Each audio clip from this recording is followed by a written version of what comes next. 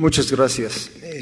Agradezco primero que todo a las academias mexicana de cirugía y mexicana de pediatría, a los respectivos presidentes de estas entidades, así como las palabras de la doctora Macías y del doctor Fernando Rueda, por la invitación y por la insistencia constantemente del doctor Rueda de que se haga el trabajo multidisciplinario, la participación de todos los especialistas, desde el médico de primer contacto hasta el especialista quirúrgico, radioterapeuta y quimioterapeuta, son necesarios para el manejo de este tipo de entidades. Bueno, comencemos la plática del día de hoy hablando un poquito de la epidemiología molecular. Esto es importante dado que existen múltiples factores que eventualmente inciden sobre la producción de alguna manera directa como factores etiológicos o de otras maneras como factores predisponentes que hacen que la situación de este tipo de factores incidan directamente. Como un ejemplo, tenemos por un lado la inmunosupresión, sobre todo en aquellos pacientes con síndromes de inmunodeficiencia adquirida, en los cuales eventualmente llegan a desarrollar linfomas del sistema nervioso central. La presencia de los genes, como están muy en boga y mencionados aquí, podemos decir, y lo vamos a mencionar más adelante, su participación muchas veces en la producción y la formación de células de novo que permiten la proliferación desordenada de estas neoplasias.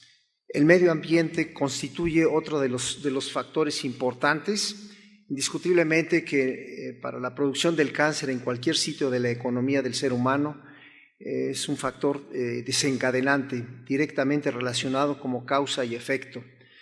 Así también la familia de los poliomavirus, los cuales pueden condicionar ciertas neoplasias primarias del sistema nervioso central.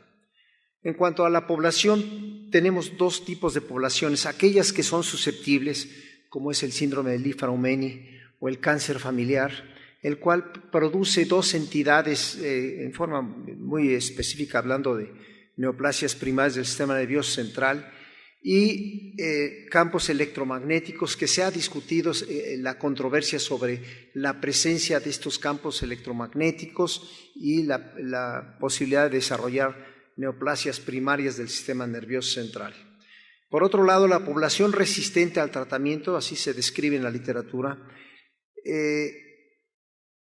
tal como su nombre lo explica, son factores que condicionan la producción de neoplasias, pero estas neoplasias en términos generales son resistentes o son recidivantes hasta que acaban con la vida del paciente. Y así tenemos el carcinoma del nevo de células basales, la cual es una entidad que eventualmente va a asociarse con meduloblastoma, y otras situaciones que vamos a mencionar más adelante, las facomatosis y otras entidades muy específicas.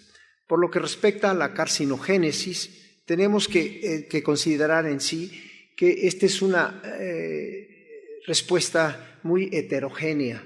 Quiero decir con esto que existen múltiples factores que van a condicionar esa mutación de los genes y van a producir la neoplasia primaria del sistema nervioso central, la cual también vamos a mencionar un poco acerca de ellos. Sería prácticamente motivo de una especialidad que no es la mía, que es la biología molecular, para poder enunciar los factores en forma muy detallada y en tiempo muy prolongado. La herencia indiscutiblemente constituye uno de los factores también importantes. Como ejemplo exclusivamente ponemos el retinoblastoma bilateral, el cual se asocia con un gen RB. Este gen RB produce mutaciones a nivel de las células del sistema nervioso central y condiciona asimismo neoplasias primarias. ¿Cuáles son las entidades o síndromes asociados a la presencia de tumores del sistema nervioso central? Ya habíamos mencionado que las facomatosis o síndromes neurocutáneos producen una serie de entidades que están aquí enunciadas, y este es un síndrome estos síndromes eventualmente van a producir más tumores cerebrales que la población abierta. De tal manera que cuando tenemos cualquiera de estas entidades como ustedes lo pueden ver en su columna izquierda, el clínico está obligado a dar el seguimiento muy cercano por la posibilidad de que estos pacientes lleguen a desarrollar tumores cerebrales. Y así tenemos lo que ya mencionamos hace un momento, el síndrome de Gorlin, que es el nevo con carcinoma de células basales y produce el medulloblastoma, la ataxia telangiectasia también, el síndrome de Cowden, que produce un gangliocitoma, el síndrome de Li-Fraumeni o los cánceres familiares, que producen principalmente astrocitomas y meduloblastomas, y otra serie de síndromes, incluyendo también alteraciones de cromosomas del grupo 6-12 y 4-6 para la producción de meduloblastomas. Ahora, por otro lado, hay situaciones que predisponen, no se asocian, sino que predisponen a la formación de tumores del sistema nervioso central en la infancia. Este es un artículo en el pie de la figura, ustedes pueden ver la cita bibliográfica. Les recomiendo ampliamente este artículo, que es una revisión exhaustiva sobre los tumores del sistema nervioso central en la infancia, sus factores y cuáles son las observaciones o condiciones concomitantes. Así, por ejemplo, la exposición in útero en niños menores en embarazos eventualmente va a condicionar en niños menores de 6 meses, sobre todo de madres fumadoras, la presencia de neoplasias primarias intracerebrales. También existe la situación de carcinogénesis transplacentaria en esa misma edad, en las cuales por razones muy raras y esporádicas de madres embarazadas en el primer trimestre, sin saber que están precisamente embarazadas, reciben una radiación, puede ser una radiografía de la pelvis, una cefalopelvimetría que en la actualidad ya está en desuso porque hay mejores técnicas, pero que de cualquier manera esto trasciende muy directamente y produciendo neoplasias primarias intracerebrales. Radiaciones ionizantes, inmunosupresión que ya mencionamos, compuestos orgánicos, las nitrosaminas en Alemania están proscritas porque han demostrado que estos son sustancias que son compuestos orgánicos que condicionan sobre todo astrocitomas.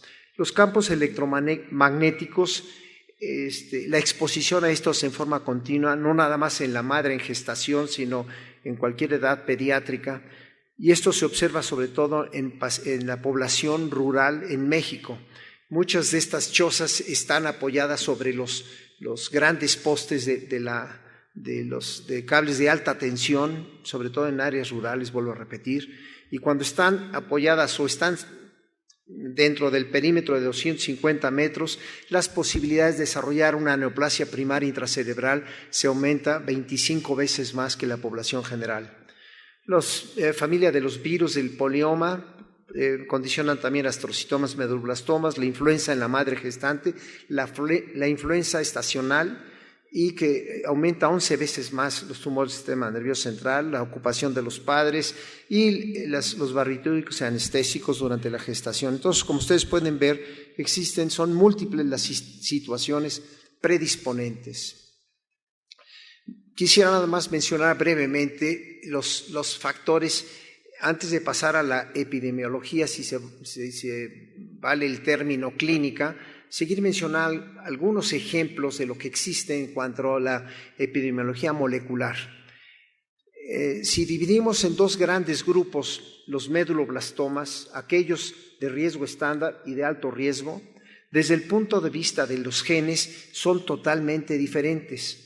Aquí en el riesgo estándar tenemos ciertas características que no tiene caso estarlas repitiendo y otros que codifican la matriz extracelular. Y por otro lado tenemos aquellas que condicionan alteraciones sobre todo relacionadas con la proliferación y el metabolismo.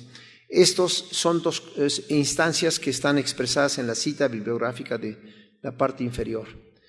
Ahora, tenemos que considerar la epidemiología molecular y la oncogénesis. No hay duda que la secuenciación del genoma está ayudando a identificar las variedades del cáncer infantil, específicamente del tumores del sistema nervioso central.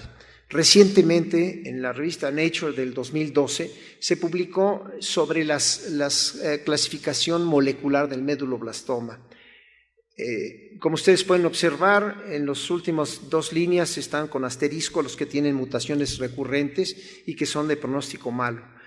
Sin embargo, nada más brevemente, la primera, los que tienen el gen WNT, que muchas veces pensamos que son meduloblastomas muy agresivos, estos niños se curan por la presencia de este gen, y a la inversa. Muchos meduloblastomas que consideramos que tienen un estadio clínico temprano, que el cirujano hizo un papel excelente, que se dio radioterapia, que se dio quimioterapia, el paciente fallece. De tal manera que esto es muy importante. Nuestro extinto compañero, el doctor Carrasco, jefe de patología, empezaba a desarrollar este proyecto con nosotros y pues desafortunadamente tuvo el desenlace fatal. Para hacer un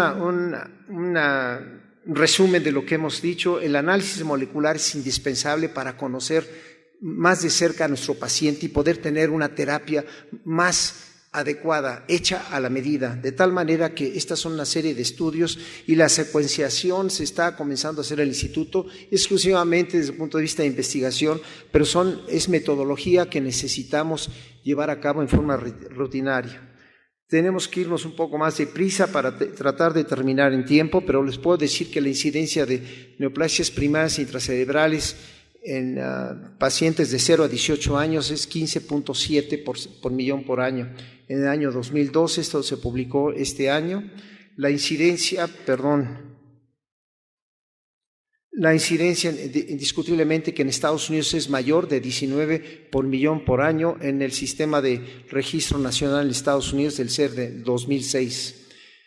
La frecuencia, vemos que es más frecuente las neoplasias primarias intracerebrales en niños que en niñas, que hay 2 picos de mayor frecuencia de 0 a 4 y de 5 a 9, y su localización en poblaciones en grandes muestras pues viene siendo prácticamente 1 a 1. Esto es muy importante, esta transparencia, porque son 5.249 pacientes de la Sociedad Internacional de Oncología Pediátrica, que es una sociedad meramente europea y que permite exclusivamente dar la idea de lo que pasa en esa población, y vemos que no existen esos 2 picos, pero indiscutiblemente ven ustedes que es la manera de la distribución.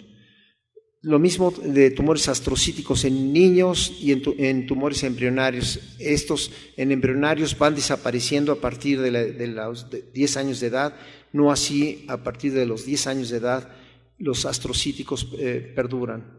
De tal manera que entonces ya dijimos que la incidencia en nuestro país es de 15.7, esto es en varios países, tanto en México, Estados Unidos, China, que es sumamente elevado por la situación no nada más del número de la población, pero la exposición a los agentes y a los factores que ya mencionamos hace un momento. Japón y Cuba permanecen igual. La prevalencia, ven ustedes que es diferente en menores de 1 año, segundo lugar, tercer lugar entre 1 y 12, y segundo lugar otra vez entre los 13 y 18 años. Este es el estudio que se mencionó por la doctora Macías, y el total de pacientes son 1.066, que es el que estamos viendo acá, y esta fue la incidencia de 15.7.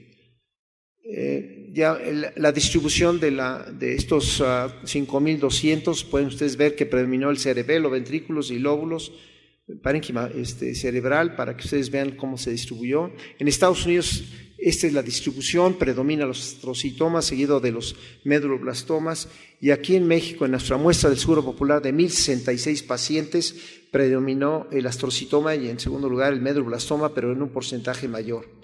De estos es el 27%, este fue el desglose de los meduloblastomas en 1.066 pacientes del Seguro Popular. Y finalmente, cuando tenemos menores de 6 meses de edad, la epidemiología es no totalmente, pero es diferente. Ependimoma es un tumor en segundo lugar más frecuente y en tercer lugar muy pegadito, prácticamente sin grandes cambios, el medulloblastoma. Entonces, ependimoma en niños menores de 6 meses es una situación importante. Por último, la epidemiología de tumores del sistema nervioso central en México es poco estudiada, en México como en los países industrializados. Estos son los tumores sólidos más frecuentes, los del sistema nervioso central, la tasa ya la saben, el predominio del género masculino, los 2 picos que existen de distribución, y el astrocitoma, cualquiera de sus variedades, es el más común. Muchísimas gracias.